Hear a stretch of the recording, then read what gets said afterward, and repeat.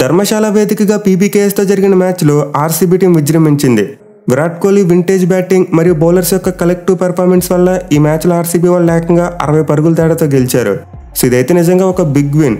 Especially వాళ్ళు తమ play off రేస్లో నెట్ రన్ రేట్ని ఇంప్రూవ్ చేసుకోవడానికి ఈ విజయం అనేది చాలా యూజ్ అయింది. సో ఈ మ్యాచ్ ముందు వరకు చూసుకుంటే ఆర్సీబీ టీం యొక్క నెట్ రన్ రేట్ నెగిటివ్లో ఉండేది. కానీ ఈ మ్యాచ్లో 60 పరుగుల తేడాతో గెలవడం వల్ల వాళ్ళ నెట్ రన్ రేట్ పాజిటివ్లోకి వెళ్ళింది. మోస్ట్ ఇంపార్టెంట్లీ మ్యాచ్లో విక్టరీ ద్వారా వాళ్ళు 10 పాయింట్ల మార్కును అందుకున్నారు. అండ్ దీంతో వాళ్ళ ప్లే ఆఫ్ ఆశలు ఇంకా సజీవంగానే ఉన్నాయి. సో మనం ప్రివ్యూ వీడియోలో చెప్పుకున్నాం ఈ మ్యాచ్లో గెలిచిన టీంకు లైట్గా ప్లే ఆఫ్ ఛాన్సెస్ ఉంటాయని చెప్పి. అండ్ ఆబ్వియస్లీ ఆర్సీబీ టీం ఒక పెద్ద విక్టరీ కొట్టారు కాబట్టి ఖచ్చితంగా వాళ్ళకి ప్లే ఆఫ్ ఛాన్సెస్ ఇంకా ఉన్నాయి. బట్ అది పాసిబుల్ కావాలంటే వాళ్ళ చేతిలో ఏమీ లేదు.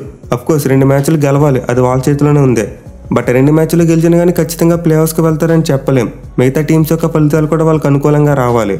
సో ఆర్సీబీ టీం ప్లే ఆఫ్స్కి వెళ్ళాలంటే వాళ్ళకి మిగిలిన 2 మ్యాచ్లో డీసీని ఓడించాలి, అలాగే తర్వాత చెన్నైని ఓడించాలి. సో 2 టీమ్స్ని ఓడిస్తే వాళ్ళకి 14 పాయింట్స్ వస్తాయి. మెయిన్లీ డీసీ మరియు సిఎస్కే వాళ్ళు ప్లే ఆఫ్ రేస్లో ఉన్నవాళ్ళు. సో ఢిల్లీని ఓడిస్తే వాళ్ళు ఆర్సీబీతో ఈక్వల్ అయిపోతారు. At the same time CSK టీంని ఓడిస్తే వాళ్ళ పరాజయాల సంఖ్య 6కు వస్తుంది. దీంతో ఆర్సీబీ టీం వాళ్ళని కూడా బ్యాక్ ఫుట్ మీద పెట్టినట్టు ఉంటుంది. బట్ ఈ 2 సరిపోవు. మిగతా మ్యాచ్ల యొక్క ఫలితాలు ఆర్సీబీకి అనుకూలంగా రావాలి. సో ఒకసారి మనం ఆర్సీబీ క్వాలిఫికేషన్ సినారియో చూద్దాం. ఈరోజు జీటీ మరియు సిఎస్కే జట్ల మధ్య ఒక మ్యాచ్ జరగబోతుంది. ఆ మ్యాచ్లో ఖచ్చితంగా జీటీ వాళ్ళు గెలవాలి. అలా కాకుండా సిఎస్కే టీం గెలిస్తే ఆర్సీబీ టీంకి ప్లే ఆఫ్ అవకాశాలు తగ్గిపోతాయి. అలాగే తర్వాత సిఎస్కే మరియు ఆర్ఆర్ జట్ల మధ్య ఒక మ్యాచ్ ఉంది. అండ్ ఆ మ్యాచ్లో కూడా సిఎస్కే టీం ఓడిపోవాలి.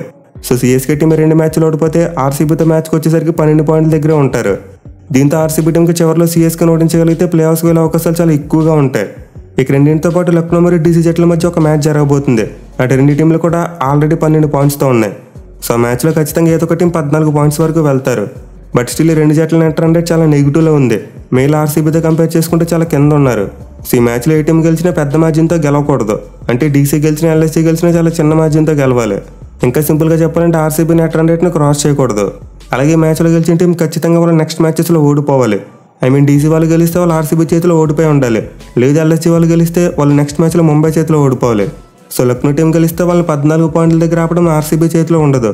అది మ్యాచ్లో డీసీ వాళ్ళని గెలిస్తే వాళ్ళని 14 పాయింట్ల దగ్గర ఆపేసే శక్తి ఆర్సీబీ దగ్గర ఆల్రెడీ ఉంటుంది.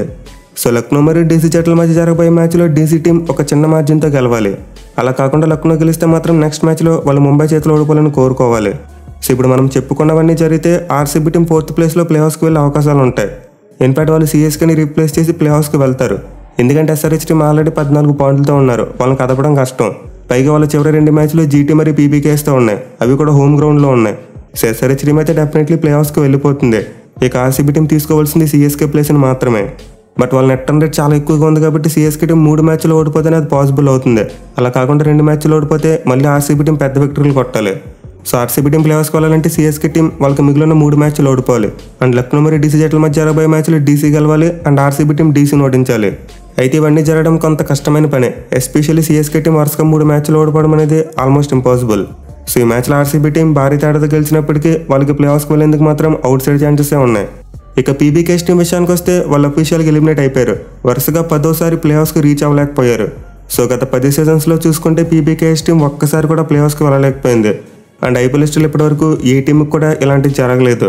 సో పీబీకేఎస్ టీం అయితే చాలా కాలం నుండి స్ట్రగుల్ అవుతుంది అండ్ ఈ సీజన్లో కూడా అదే కంటిన్యూ అయింది. ఇక మ్యాచ్ విషయానికి వస్తే ఆర్సీబీ టీం ఫుల్ అగ్రెషన్ చూపించింది. బ్యాటింగ్లో చూసుకున్నా, బౌలింగ్లో చూసుకున్నా, ఫీల్డింగ్లో చూసుకున్నా 3 డిపార్ట్మెంట్స్లో కూడా మంచి ఫైరీ పెర్ఫార్మెన్స్ ఇచ్చారు. Especially Virat Kohli vintage batting చేశాడు. ఎవరైతే తన స్ట్రైక్ రేట్ గురించి క్వశ్చన్ చేస్తున్నారో వాళ్ళందరికీ తన బ్యాట్తోనే సమాధానం చెప్పాడు. సో ఈ మ్యాచ్లో అయితే పీబీకేఎస్ టీం మళ్ళీ సేమ్ ఓల్డ్ మిస్టేక్ చేశారు. టాస్ గెలిచి ముందుగా ఫీల్డింగ్ తీసుకున్నారు. సో గ్రౌండ్లో వాళ్ళకి చేస్ చేస్తున్నప్పుడు మంచి రికార్డు లేదని తెలిసినా సరే పదే పీబీకేఎస్ టీం టాస్ గెలిచి ముందుగా ఫీల్డింగే తీసుకుంటున్నారు. అండ్ టు బీ ఫ్రాంక్ ఈ టాస్ దగ్గర పీబీకేఎస్ టీం సగం మ్యాచ్ కోల్పోయింది. మెయిన్లీ వాళ్ళ టీంలో చేంజెస్ చూసుకుంటే రబాడాని పక్కన పెట్టారు. కానీ మనం బ్యాట్ల వీడియోలో చెప్పుకున్నాం రబాడాకి కోహ్లీతో పాటు డూప్లెసిస్ మీద అద్భుతమైన రికార్డు ఉందని. సో అలాంటి రబాడాని మ్యాచ్లో పక్కన పెట్టి లివింగ్స్టన్ని తీసుకొచ్చారు. అండ్ ఇంకో డిజాస్టర్స్ చేంజ్ ఏంటంటే బ్రార్ను పక్కన పెట్టారు. సో ఆర్సీబీ టీంలో టాప్ 6 బ్యాట్స్మెన్ అందరూ కూడా రైట్ హ్యాండ్ బ్యాట్స్మెనే. బట్ అలాంటి బ్యాటింగ్ లైనప్కి ఎగెనెస్ట్గా వాళ్ళ దగ్గర ఉన్న ఒకే ఒక్క లెఫ్ట్ ఆర్మ్ స్పిన్నర్ను పక్కన పెట్టారు. సో పీబీకేఎస్ టీం ఎలాంటి హోంవర్క్ చేయకుండా మ్యాచ్లోకి వచ్చినట్టు క్లియర్గా తెలుస్తుంది. ఇక ఆర్సీబీ టీం విషయానికి వస్తే వాళ్ళు కూడా ఒక చేంజ్ చేశారు. మ్యాక్స్వెల్ని పక్కన పెట్టి ఫెర్గ్యూసన్ని తీసుకొచ్చారు. అండ్ ఈ చేంజ్ అయితే వాళ్ళకి బాగానే వర్కౌట్ అయింది. సో టాస్ అవుట్పై ముందుగా బ్యాటింగ్ చేసిన ఆర్సీబీ టీంకు అంత మంచి స్టార్ట్ అయితే రాలేదు. డూప్లెసిస్ కేవలం 9 పరుగులు మాత్రమే చేసి కావేరప్ప బౌలింగ్లో అవుట్ అయిపోయాడు. ఇన్ఫాక్ట్ ఇనిషియల్గా చూసుకుంటే విరాట్ కోహ్లీకి 2 లైఫ్స్ వచ్చాయి. స్టార్టింగ్ ఫస్ట్ ఓవర్లోనే విరాట్ కోహ్లీ 0 మీద ఉన్నప్పుడు అశుతోష్ శర్మ ఒక క్యాచ్ వదిలేశాడు. అలాగే తర్వాత చూసుకుంటే కోహ్లీ 10 పరుగుల మీద ఉన్నప్పుడు రూసో మరో క్యాచ్ వదిలేశాడు. సో 2 క్యాచ్లు ఏదో ఒకటి పట్టుకుని మ్యాచ్లో పీబీకేఎస్ టీం గెలిచి ఉండేది. మళ్ళీ 2 డ్రాప్ క్యాచెస్ తర్వాత విరాట్ కోహ్లీ వింటేజ్ స్టైల్లో బ్యాటింగ్ చేశాడు.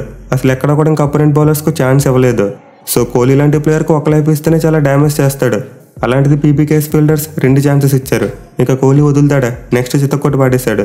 మెయిలీ విల్ జాక్స్ కూడా ఫాస్ట్ ఆడే క్రమంలో త్వరగా అవుట్ అయిపోయాడు. 7 బంతుల్లో 12 పరుగులు చేసి అతను కూడా కావేరప్ప బౌలింగ్లోనే అవుట్ అయిపోయాడు. అలాగే తర్వాత చూసుకుంటే హర్షల్ పటేల్ కూడా క్యాచ్ వదిలేసి రజత్ పటిదార్కి ఒక లైఫ్ ఇచ్చాడు. సో పవర్ ప్లేలో పీబీకేఎస్ ఫీల్డర్స్ ఆల్మోస్ట్ 3 to 4 క్యాచెస్ను డ్రాప్ చేశారు. లేకపోతే ఈజీగా ఆర్సీబీ టీం పవర్ ప్లేలో 4 వికెట్స్ కోల్పోయి ఉండేది. సో ఈ మ్యాచ్లోకి వాళ్ళు కొత్తగా తీసుకొచ్చిన కావేరప్ప అయితే ఇనిషియల్గా చాలా మంచి బౌలింగ్ చేశాడు. బాల్ని 2 వైపులా స్వింగ్ చేస్తూ బ్యాట్స్మెన్ ఇబ్బంది పెట్టాడు. అలాగే ఛాన్సెస్ క్రియేట్ చేశాడు. కానీ ఫీల్డర్స్ వాటిని పట్టుకోలేదు. ఎనివే పవర్ ప్లేలో చూసుకుంటే ఆర్సీబీ టీంకు 56 పరుగులు వచ్చాయి. అంటే వాళ్ళు ఆల్మోస్ట్ 9.5 రన్ రేట్తో స్కోర్ చేశారు. కానీ తర్వాత చూసుకుంటే మాత్రం బేవర్చం. ఎస్పెషల్లీ మిడిల్ ఓవర్స్లో రజత్ పటిదార్ మరోసారి ఉతికారేశాడు. కేవలం 23 బంతుల్లోనే 55 పరుగులు చేశాడు. సో పటిదార్ అయితే ఈ సీజన్లో ఇవే మ్యాచెస్లో చాలా మంచిగా పెర్ఫామ్ చేస్తున్నాడు. 5 సార్లు ఇవే మ్యాచెస్లో బ్యాటింగ్ చేస్తే 4 మ్యాచ్లో 50s కొట్టాడు. ఒక్క మ్యాచ్లో మాత్రమే ఫెయిల్ అయ్యాడు. మెయిన్లీ మ్యాచ్లో మంచి ఫామ్లో ఉన్న రాహుల్ చహర్ బౌలింగ్కి రాగానే అతను బౌలింగ్లో 3 సిక్స్లు కొట్టాడు. సో ఫర్ షూర్ పటిదార్ అయితే ఉన్నంతసేపు కోహ్లీని డామినేట్ చేసి బ్యాటింగ్ చేశాడు. కానీ తర్వాత చూసుకుంటే మాత్రం విరాట్ కోహ్లీ వింటేజ్ విశ్వరూపం. హాఫ్ సెంచరీ కొట్టే వరకు కాస్త అటు ఇటు అయ్యింది.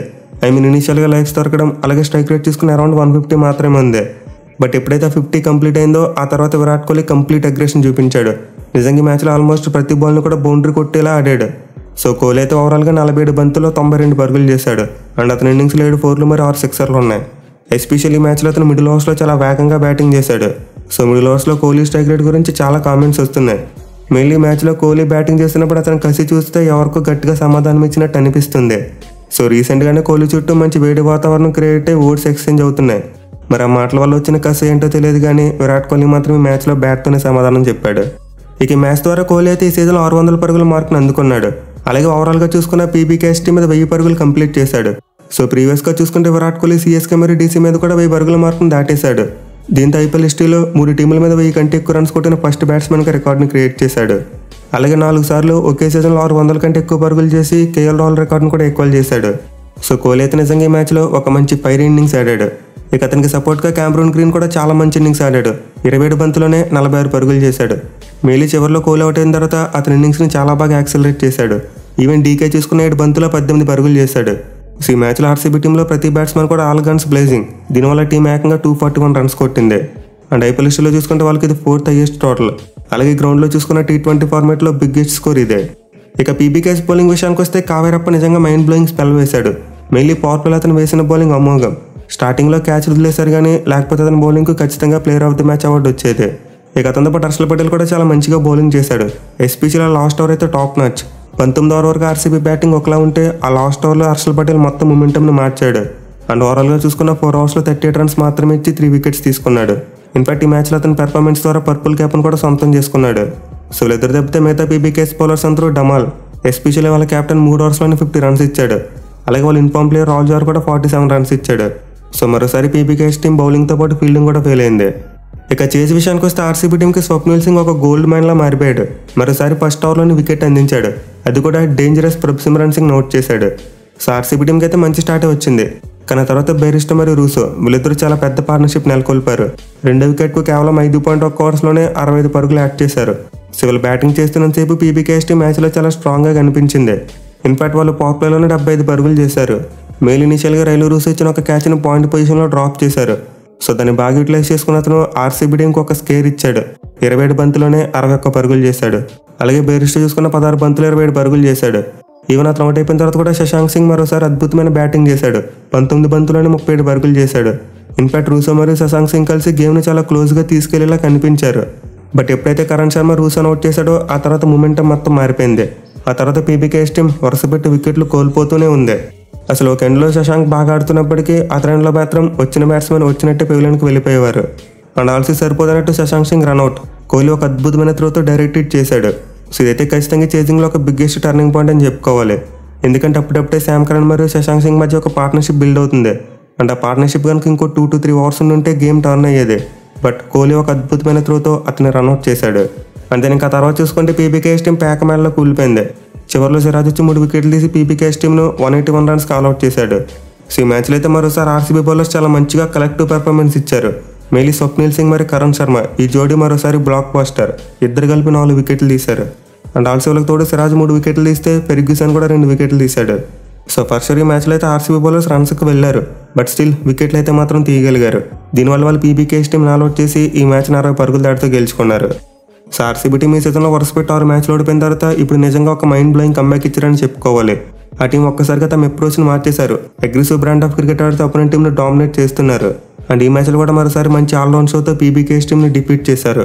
చూడాలి మరి ఆర్సీబీ టీం మిగతా 2 మ్యాచెస్లో కూడా ఇదే ఫామ్ని కంటిన్యూ చేస్తారా లేదా అనేది.